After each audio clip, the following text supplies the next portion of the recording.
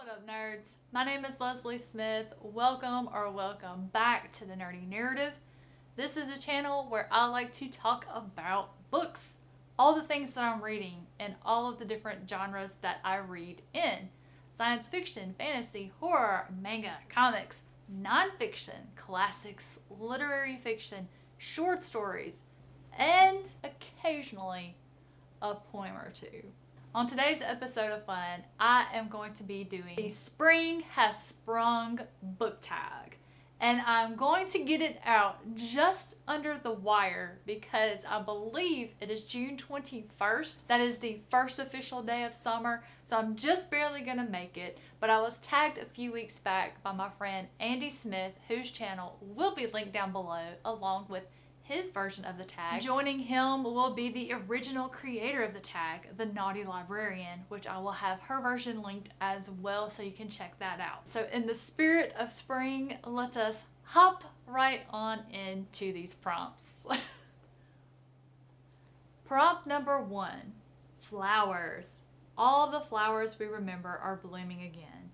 Pick a book that is a fresh take on a retelling. I have not read a ton of retellings, but there's only one that I have that I love, and that is Redeeming Love by Francine Rivers. If you've been around this channel any length of time, you know this is one of my favorite books of all time. It is a fictional retelling of the book of Hosea from the Old Testament, and it is beautiful. Even if Christianity is not your religion of choice or you're not a religious person, it is still a beautiful story about unconditional love. It is my top favorite retelling, but I am about to read another fictional retelling of the book of Genesis called East of Eden by John Steinbeck. Will it dethrone Redeeming Love? Prompt number 2, Cadbury Mini Eggs. Obviously the superior springtime candy of choice. That is so incorrect.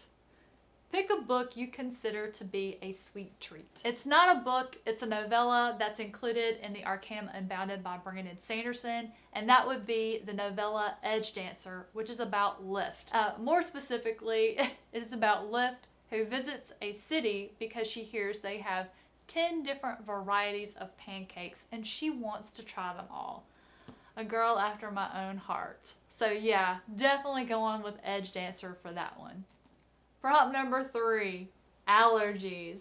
Seasonal allergies often make your eyes water. Pick a book that made you cry. I mean, guys, at this point, do I even need to say anything other than just show this book? I probably didn't even need to show the book. Yeah, I don't think anything has made me cry harder than Ruin by John Gwynne from the Faithful and the Fallen series.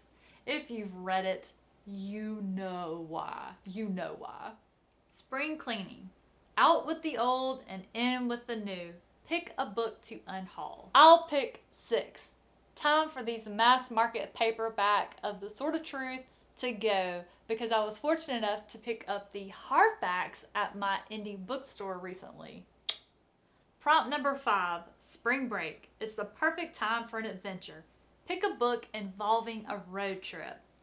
That was really hard. I really couldn't think of any of my books that featured that or books that I've read in the past, but the only one that I felt got close enough is Salem's Lot by Stephen King, because our main character does take a road trip to go visit Jerusalem's Lot where he wants to write his next book. I'm going to cheat and say that satisfies that prompt. Prompt number 6, mating season. It's that time of year in the animal kingdom to make some babies. Pick a book with some smutty delights. Now, I don't typically read in that particular genre. I like love stories, but not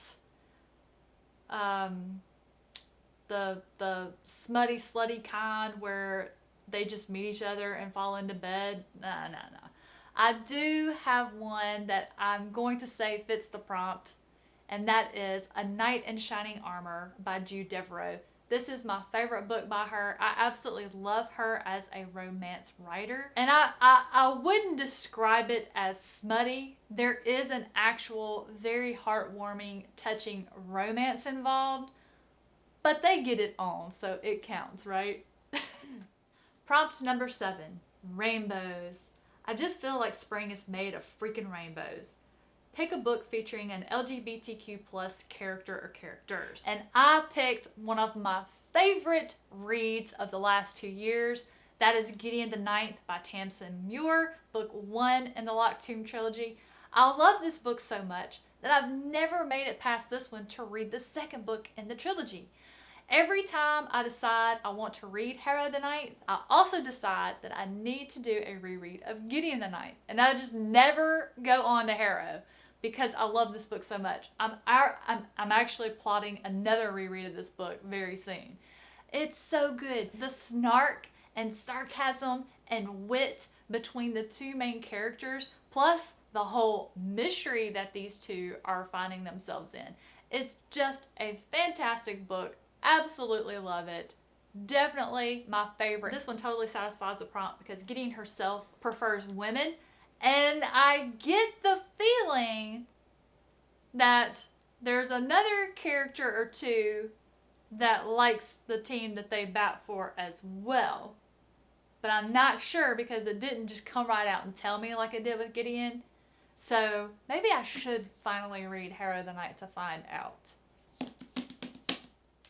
Prompt number 8, Spring Awakening. This is one of my all-time favorite musicals, even though it's filled with completely dysfunctional characters. Pick a book that is also filled with completely dysfunctional characters. Not only is this book filled with dysfunctional characters, every one of the characters are dysfunctional, and I love them for it. Absolutely love them for it. Guys, the Blade itself was strictly character driven. I say there was no plot. Other people disagree, but in my opinion, there was no plot. I don't care. The characters were phenomenal. They were everything. I was in love on page 1, even though I had never read Joe Abercrombie before. But by the end of this book, Joe Abercrombie became an auto-buy, must-have everything he ever writes author for me. Love this book. But yeah, there is something wrong with everybody in it. Prompt number 9. In like a lion, out like a lamb. Pick a book series that didn't get better as it progressed. So I don't have a completed series that I could choose for this. There are a few series that I'm reading where I maybe was not happy with the current book out. I don't know if that would count. If so, the most recent series that I read where I was disappointed in book 2 would be Greater Good, which is the second book in the Thrawn Ascendancy trilogy by Timothy Zahn. I loved the first book. I ended up giving this one a 3 stars, which is good, but I expected it to be on the same level as book 1. Book 3 could come back and redeem the entire series. It's quite possible. So I really didn't want to pick something that wasn't completed, but I literally have no completed series that I felt got worse as it went on. And then the final prompt, Fun in the Sun. Tag some friends. I forgot to check and see who all has done this tag. I know it has been making its way around BookTube, so I am going to risk it for the biscuit and choose Andrew's Wizardly Reads, Drew's book reviews, Nico's book reviews, and Walker Writes 7. All of you guys are tagged. See if you can sneak in your Spring Has Sprung book tag before summer is upon us. That is your mission, should you choose to accept it. Guys, thank you so much for watching today. I hope you enjoyed this little tag. I thought it was super fun. I really enjoyed making it. Hit me up in the comments down below. Do you agree with my choices? What would some of your choices be for these prompts? While you're on your way down to the comments section, hit the little like button, let me know you liked it. If you haven't subscribed, join the family. Hit the subscribe button so you don't miss any of the fun stuff I have coming up for you. Again, thank you so much for watching. I hope you have an amazing rest of your day, and I'll see you in the next one.